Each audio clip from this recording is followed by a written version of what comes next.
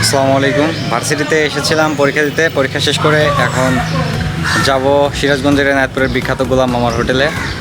গোলাম মামার হোটেলে গিয়ে খাওয়া দাওয়া করব। দেখতে থাকুন।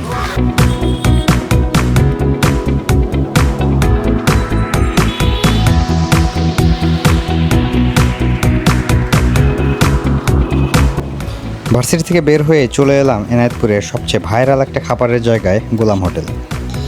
লোকদের কাছে এটা শুধু একটা হোটেল না, এটা একদম ফুড লাভারদের স্বর্গ। এখানকার খাবারের সবচেয়ে বড় বিশেষত্ব কি জানেন? এখানকার খাবারের সবচেয়ে বড় বিশেষত্ব হলো পেঁয়াজের পরিমাণ বেশি এবং সাথে নদীর টাটকা মাছ এবং বাজারের ফ্রেশ শাকসবজি।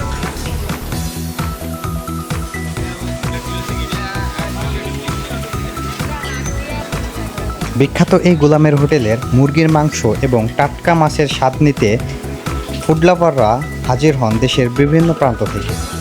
এখানকার পরিবেশ আপনাকে মুগ্ধ করতে না পারলেও এখানকার খাবারের মান আপনাকে সত্যি মুগ্ধ করবে।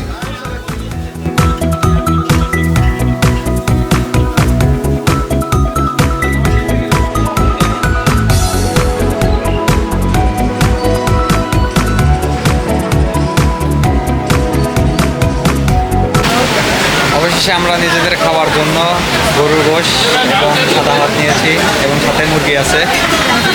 বিখ্যাত গোলামের হোটেল থেকে আজকের ভিডিওটি এখানেই শেষ করছি। দেখা হচ্ছে পরবর্তী কোনো ভিডিওতে নতুন কোনো জায়গায়।